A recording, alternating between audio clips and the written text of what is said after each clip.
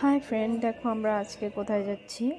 এই যে আমরা চলে এসেছি একটি পার্কে। দেখো কে কে আছে এখানে, আমার মেয়ে আছে, আন্টিরা আছে সবাই। তো এই যে জায়গাটাও একটু দেখিয়ে দিচ্ছি তোমাদের। এটা হচ্ছে ব্যাঙ্গালোরের একটি পার্ক। এখানে খুব জঙ্গল আছে, বিল্ডিংও যত জঙ্গলও তত এখানে।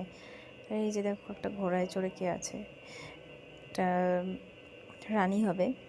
আমি তো প্রথমে রাজা ভেবেছিলাম, ভালো করে দেখিনি।